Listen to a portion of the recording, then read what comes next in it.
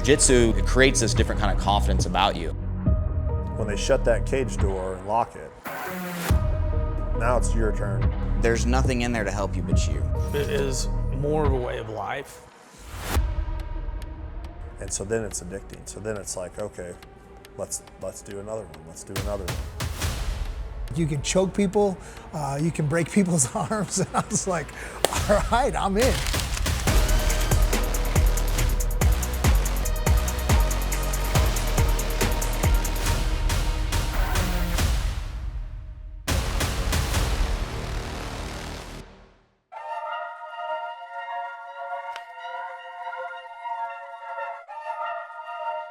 If you'd have told me that, I was going to take fights and see, travel the world fighting people, that first day I walked in the gym, I told you you're crazy. I wasn't looking to really compete necessarily. I was just looking for something to quench that thirst for competition. I started training jiu-jitsu when I was like 19 years old. It was my senior year of high school. I had just kind of finished playing football and, thought martial arts would be kind of cool. I started jiu-jitsu kind of keep up with my physical self and then to really learn more about the sport that I had come to enjoy. Once I found this avenue, I was like, okay, and to me, it just clicked. It's like, this is my path. A good friend of mine was telling me about Aikido and Judo. And he said, man, you really need to get into Judo and Aikido. I immediately knew, I was like, man, I gotta learn how to fight, up my game there.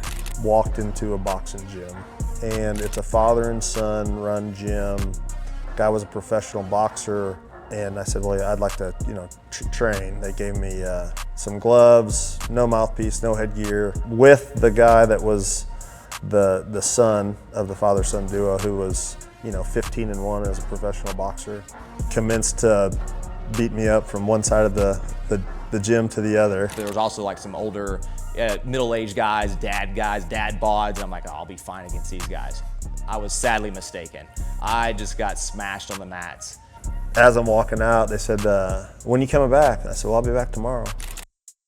One of the times I was rolling with a main instructor, Rafael Lobato Sr., and the phone to the school is sitting next to us, and he is smashing me in side control, and he picks up the phone because it rings.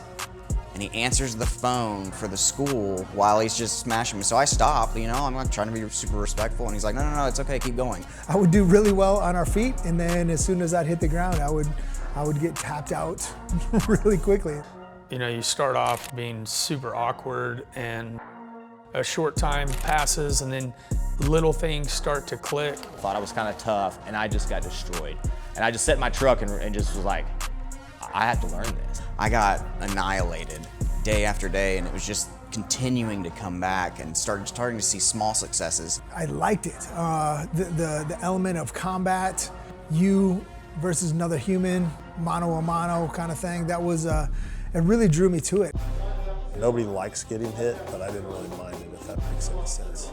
I think it really just opened my eyes up to, it's not about being super tough and strong or fast. I mean, it really was the technique and the essence of the art itself. I think it's ridiculous to think that I have to go into every situation and present like I'm the biggest and baddest, I'm obviously not. But I think that what jiu-jitsu and martial arts in general has given me is the ability to slow things down. The more disciplined I was, the more confidence I had in my ability to face the hard times. When I got to the point to where I was, able to throw somebody heavier than I was, like I just felt that accomplishment. You see people grow and get better, not only in here as a martial artist, but as a person, as a man, as a father. There's always someone who's bigger or stronger or faster or better with technique or something. And I think that's one thing that you learn on that mat. The mentality of knowing that there are people out there who will smash you through the mat kind of helps in every situation that I do, because there's always someone who's better. To me, I want to be as best prepared for life as I can. And I haven't found a whole lot outside of the mats that can better prepare me for all the things that I'm going to encounter.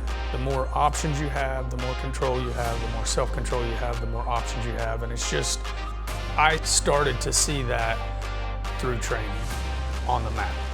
The more disciplined I was, the harder it is to quit. You kind of build up this wall of discipline. You place all these bricks of discipline. Every time you're disciplined with your diet, every time you go out for a run when you don't want to run, every time you go to bed early instead of staying up late, you put all these bricks of discipline behind you, and that's a wall that you can put your back against and fight from. You're never going to achieve perfection at anything, but you should always strive to achieve perfection at whatever you do. What those instill in someone is the ability to almost slow down time. It's allowed me to be confident, whether you're going into a meeting or a presentation or whatever the thing is. It creates this different kind of confidence about you.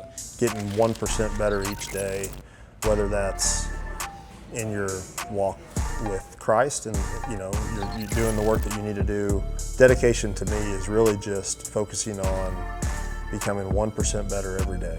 There is a huge amount of tradition that goes along with this, and so for me it goes back to the idea of being part of something that's bigger than yourself. And respect is a huge part of that. You have to respect the tradition, but you also have to, in mutual welfare and benefit, you respect your partner. So respect first and foremost needs to start with yourself, right? You got to have self-respect before you can give respect to other people. I think just caring about the people that are around you and having the ability to work within those confines to make everyone better, it is really what goes back to respect for me. There's truths in the tradition. Whoever walks through that door already and steps on the mat has respect. Anybody that comes in here, we're talking about the brand new guy that's never done anything. I'm immediately going to respect that person because just that leap to get off the couch, to come better themselves, to come put themselves into a new environment that's maybe scary or at least very unfamiliar. I want to take care of you. I want you to take care of me. We're gonna fight. We're gonna be in hand-to-hand combat, but within that, I'm gonna take care of you.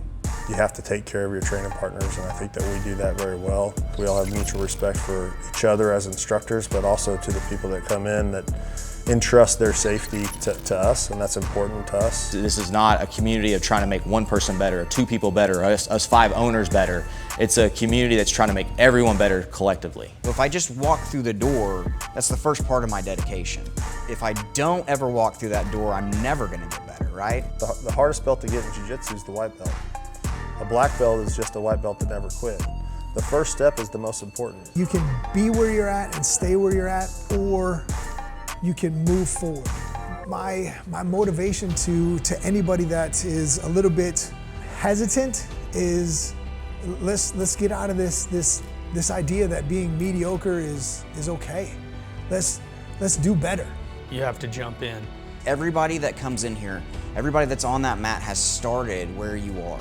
It's got to be a community that lifts up each other. And I think that's how it has to be. I'm a firm believer that a rising tide raises all ships. And if we're not trying to bring that community up together, we all fail. You don't have to be great to start, but you got to start to be great. A lot of people maybe think, man, I wish I would have done martial arts when I was younger. It's too late for me to do that, and it's never too late to do that. I'm 55 now. I think at 75, I'm still probably going to be in here. I do feel like I've gone backwards when I got to my black belt. And I don't mean that negatively, but you almost start over. You achieve this goal, and now you realize, yes, I've learned all these things, but I've really learned what I don't know. So you're not going to see the value in 2 weeks of training or 1 month of training. 6 months of training, you're going to start seeing some value. 1 year of training, you're going to see a huge value. They're going to look in the mirror and start seeing changes in their body. They're going to start seeing changes in their mind and their mentality and their confidence.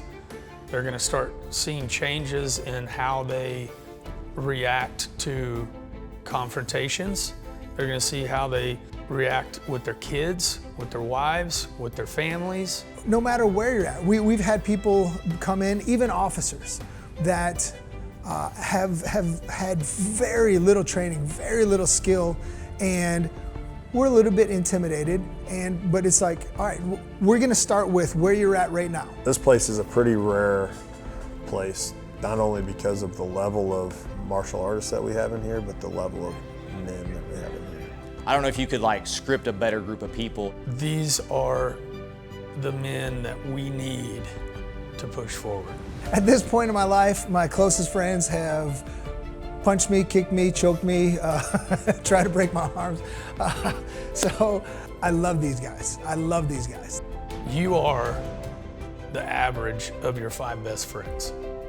And I told them if you guys could be my 5 best friends, I'd be good with that. These guys are more than partners, they're brothers, and I appreciate each and every one of them. Brian once said, if you and I were in the wild, if we were animals and we were in the wild, I would eat you. Man, it's like, yeah, you're probably right. You know, I believe you.